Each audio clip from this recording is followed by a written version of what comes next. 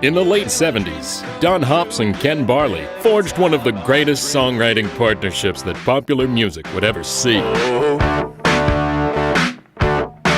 They're just one of those bands, you know? Everybody wanted to be Hops and Barley. The duo were fueled by three key elements: a rigorous studio work ethic, 21, 22 hours in the studio. We knew we had to be there.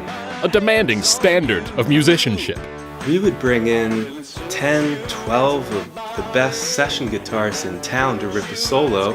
Don wouldn't be happy with any of them. and a blatant obsession with America's classic.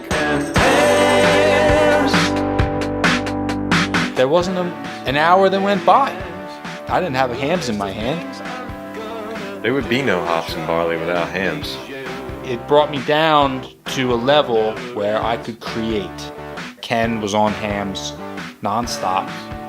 A lot of people talk about that spark, about where does an idea come from. You know, you go into the studio with nothing and you come out with a hit. For me, it was never so much about a spark as it was about a crack of a can of Hamms. It was something that I needed. I needed it.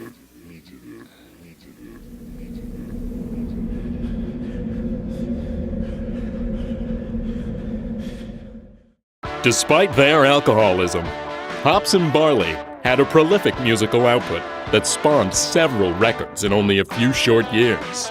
So our first record was called Hot Buttered Hamms. Gentleman's Honor, Gold Side of the Can, Sky Blue Virgin. and Refreshingly Yours. They were musicians. They had all this great material, it was well respected. They just never broke into the mainstream. Then Jim came along. Jim was sort of like the third member of Hops and Barley. Before Jim came along, things were definitely a bit less serious. Parties 24/7, vomit all over the studio, shit on the carpets. We had to have the place professionally cleaned, I would say, every couple hours.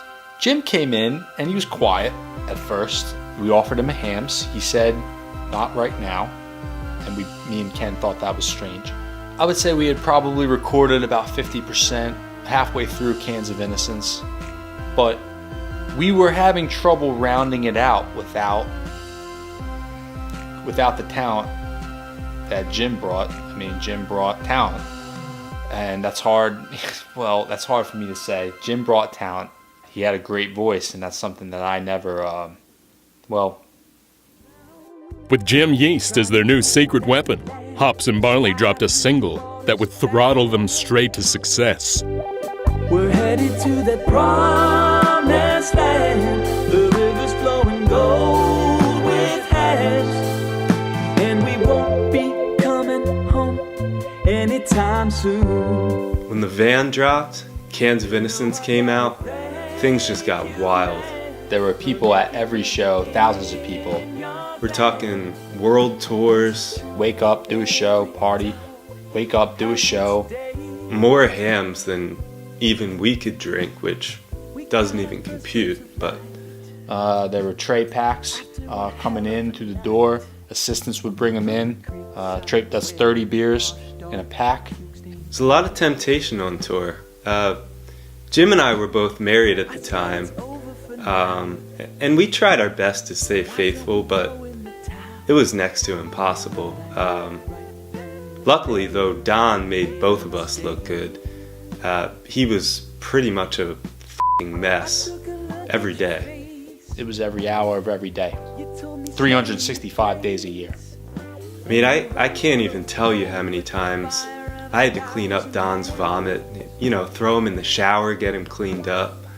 You wake up, you see the cans, they're crushed, they're on the ground, and you don't know how they got there. You know they went through you.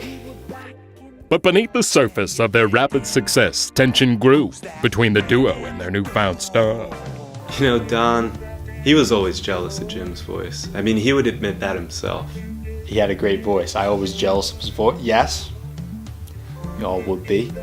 I never understood it because Hops and Barley was really, to me, all about a production duo between me and Don.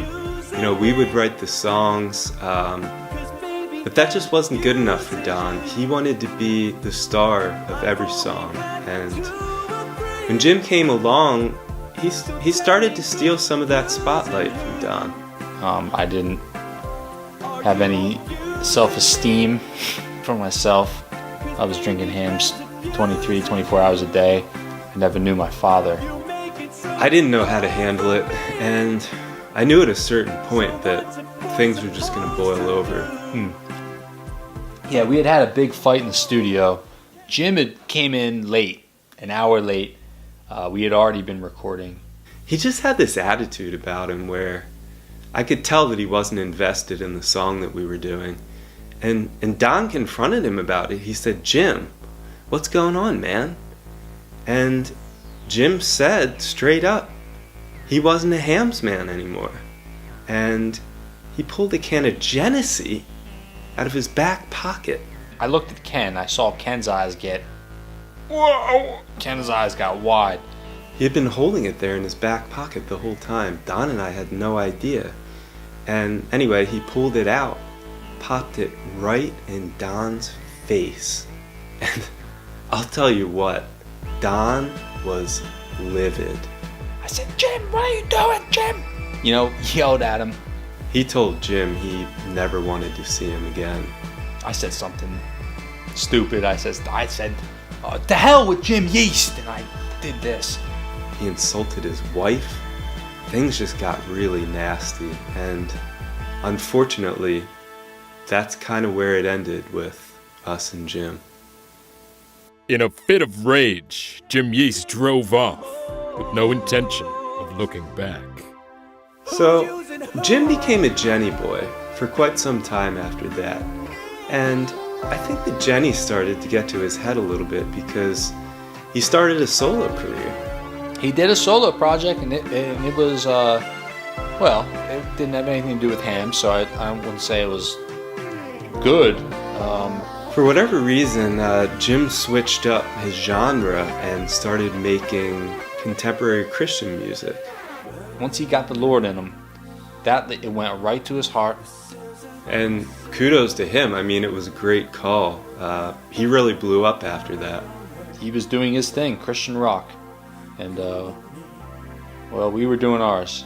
And, what we were doing was not, once Jim left, things had changed. The success of Yeast's solo career cast a dark shadow over Don and Ken. The pair struggled to pen another hit that would chart like The Van, and were subsequently dropped from their longtime label, Thankless People. Things were all right for a bit, but they began to spiral out of control pretty quickly. I would go into the studio. Ken was already half of a pack deep. Don was doing Hamm's in every way imaginable. I've been taking straight Hamm's warm. I had always drinking Hamm's cold, and then after Jim had left, I started drinking Hamm's warm. Injecting Hamm's, snorting Hamm's, not to mention the multiple murder allegations. And that's when I knew something was wrong, but I didn't want to. Of course, at the time, I didn't want to admit it to myself. So, came into the studio one morning. It was 10:30, maybe 11 o'clock, and Don was already face down on the floor. Piss everywhere, vomit all over the room. We had just had the place cleaned. And I was just at a loss. I bent over, pulled Don's face up from the floor, and I said, "Don, what are you doing? You're throwing your life away, Don.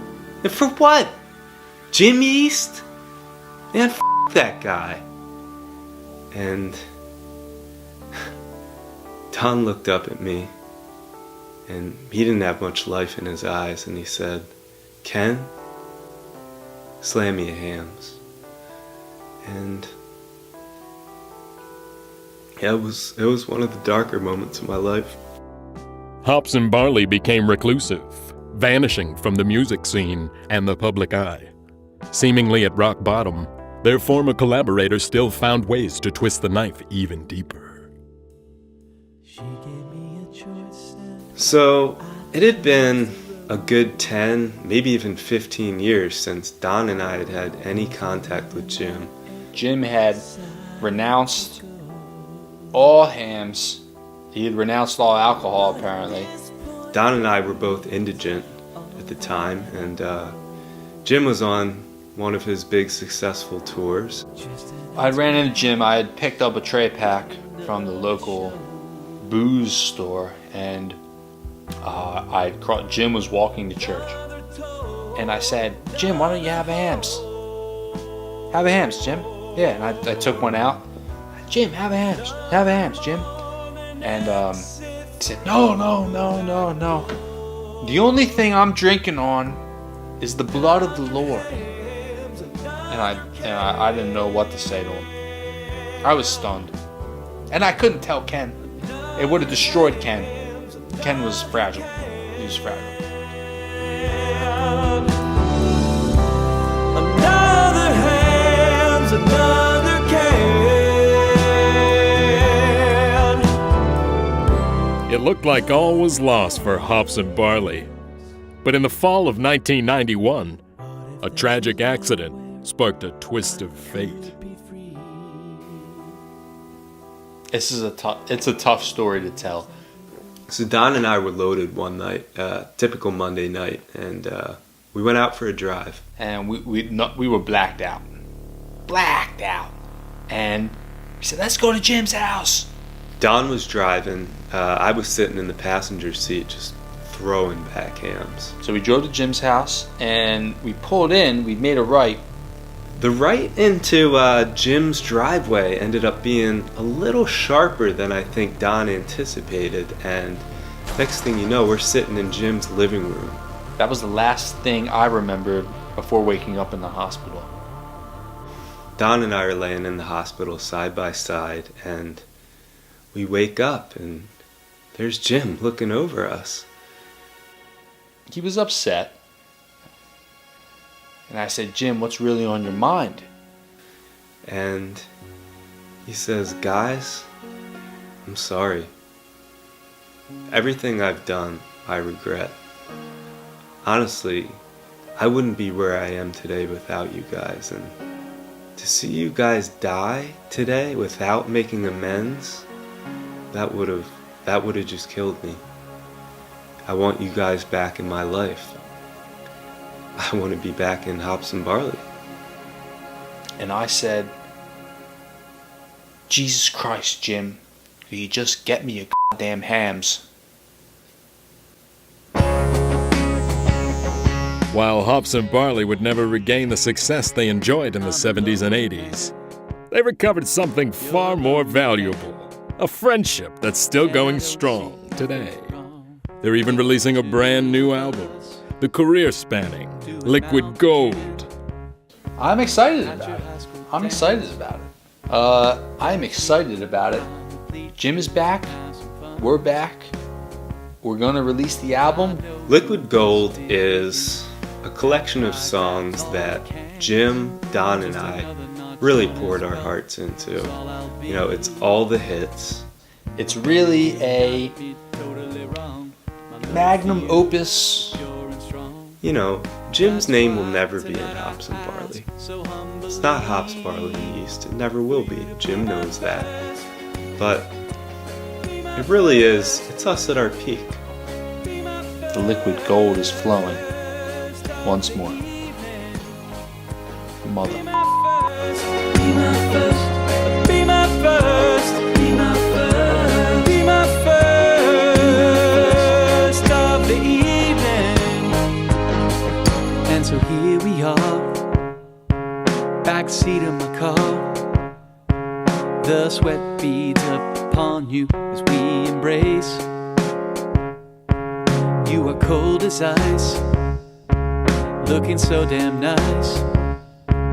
I slowly raise you up toward my face.